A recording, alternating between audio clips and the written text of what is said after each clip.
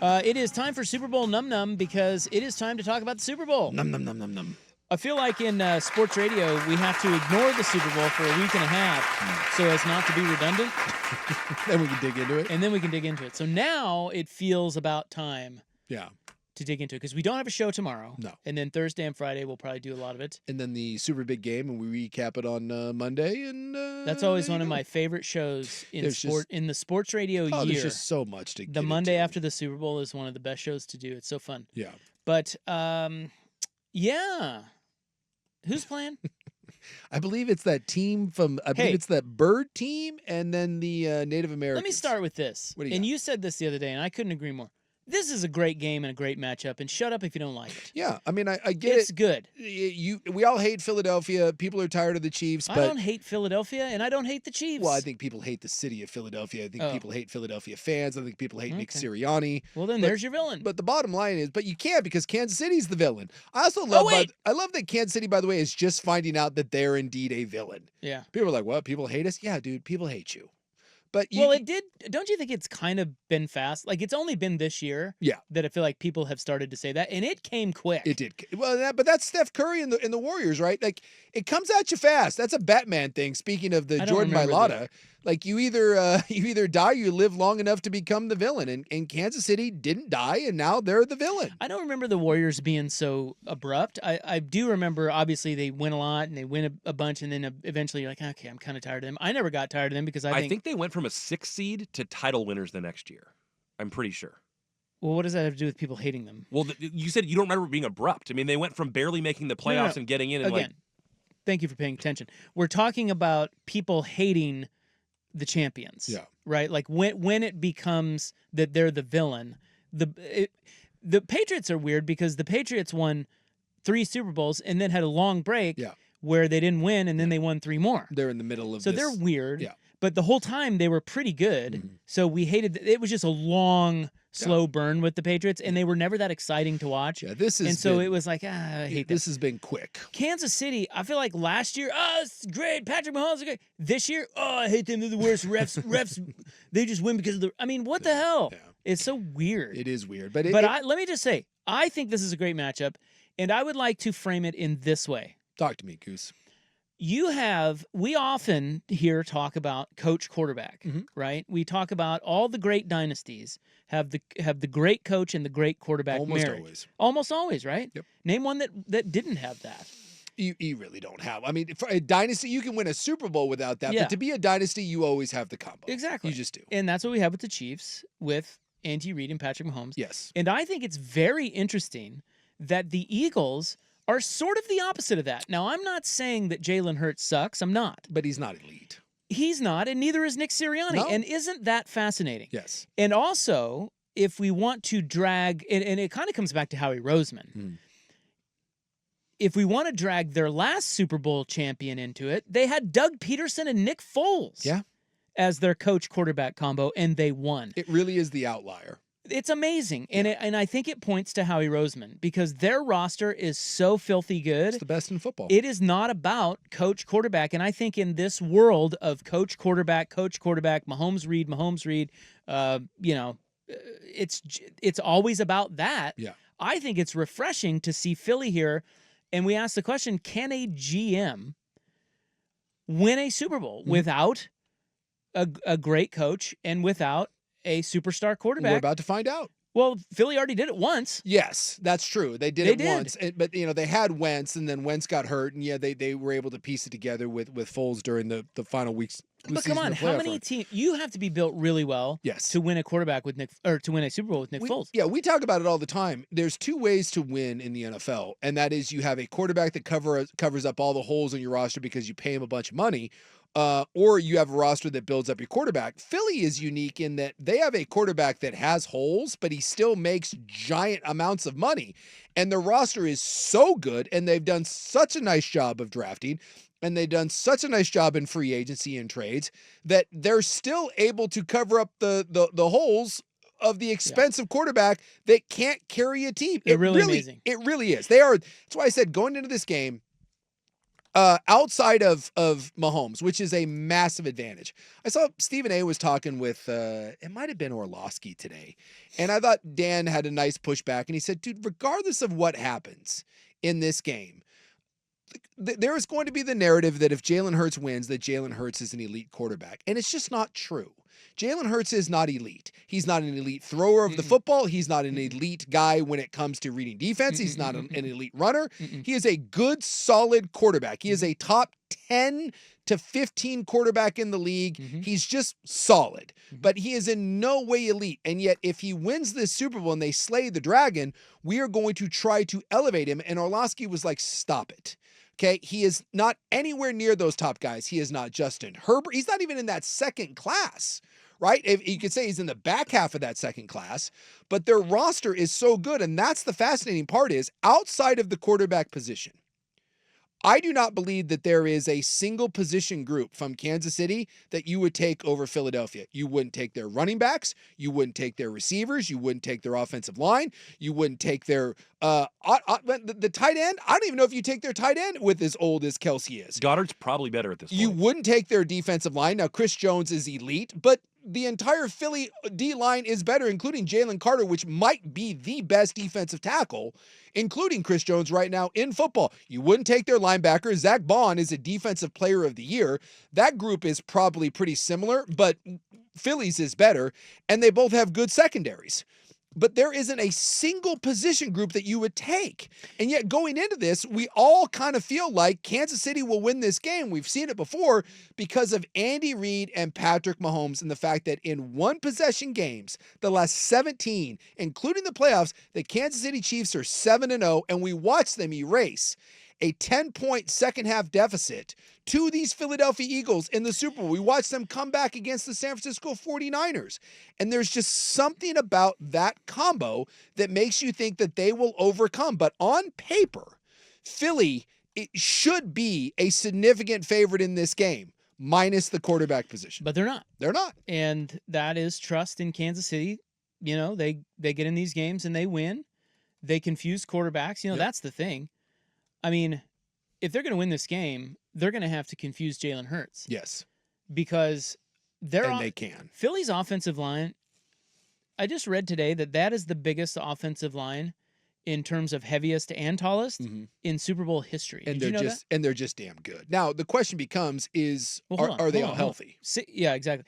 But the Eagles' offensive line is 6'6", 338. Good Lord. That is on average. Yikes. Do you care to guess Art Shell, one of the great offensive linemen? Yeah. Remember him? Big dude, Raiders coach? Yep.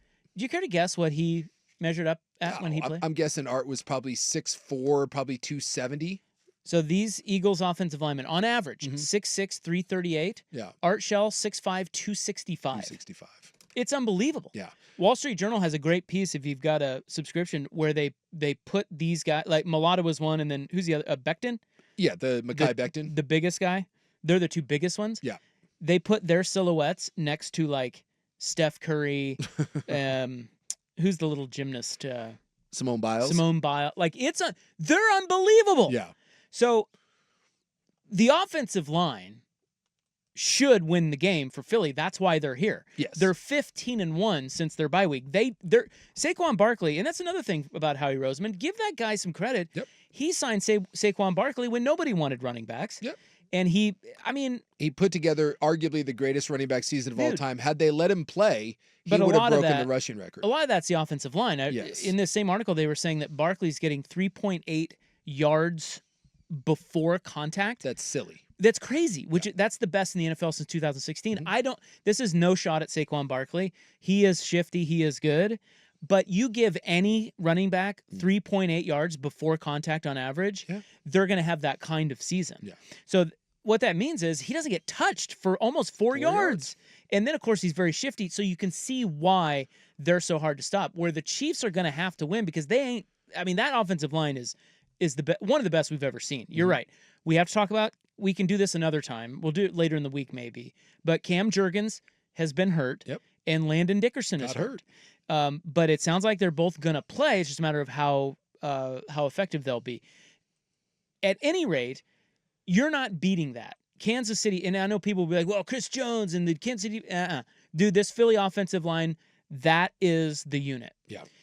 But what Kansas City always does is they confuse the damn quarterback. Yep. And it happens every time. I was reading that Josh Allen. So Josh Allen turned the ball over. So they, as you know, they call them turnover-worthy plays. Mm-hmm.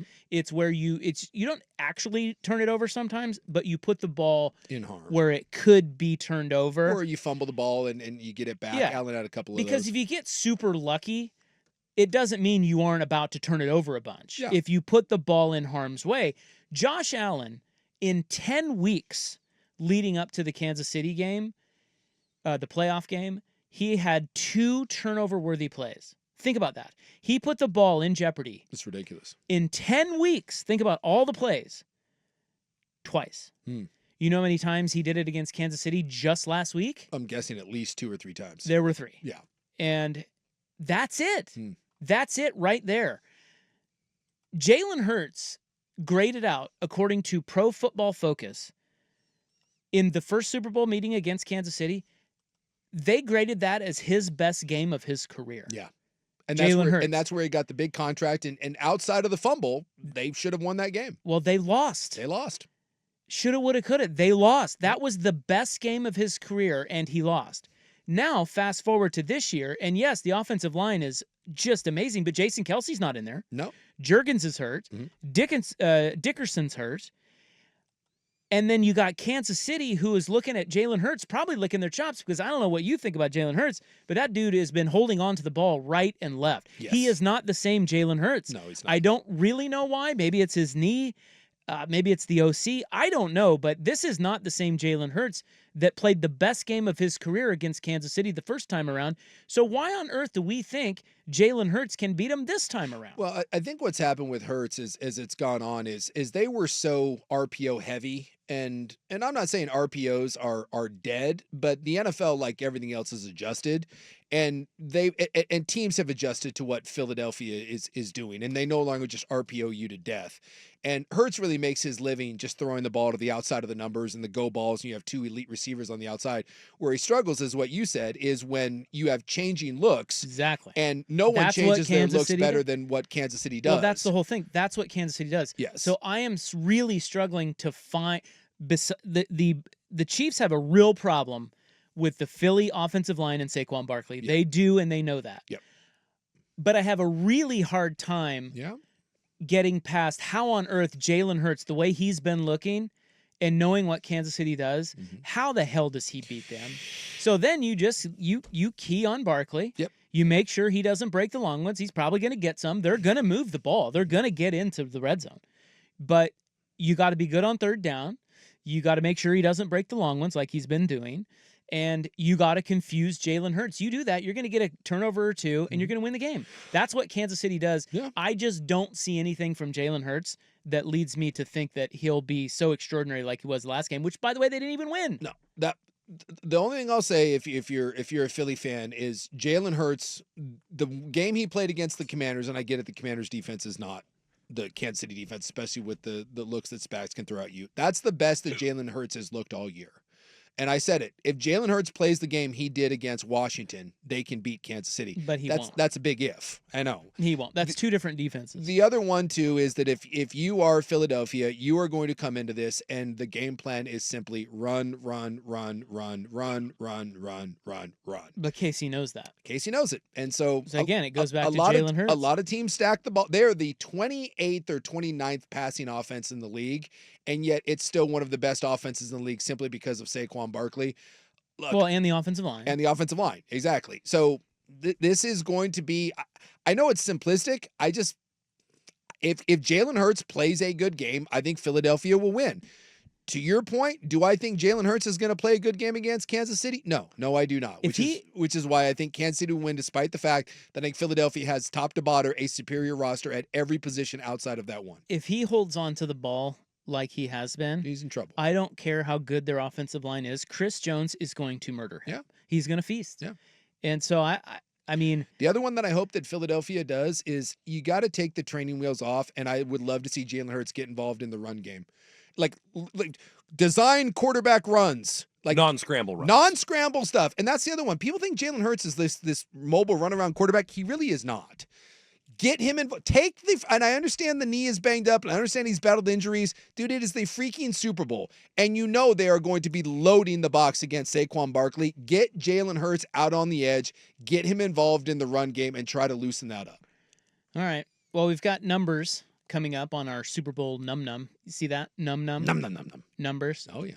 I've got some numbers that you may want to hear. If you haven't bet it yet, I don't know if you guys have bet it. I don't know. I was an instant Kansas City. When I saw it under 3, yeah, I was instant No Kansas City. hesitation. No hesitation at all. And even if they don't cover, I still think I placed a good bet. I tend to agree with you. That's just this Kansas City less than a field goal is a blind bet for me. I don't care who they're playing. want to bet Philly and I can't.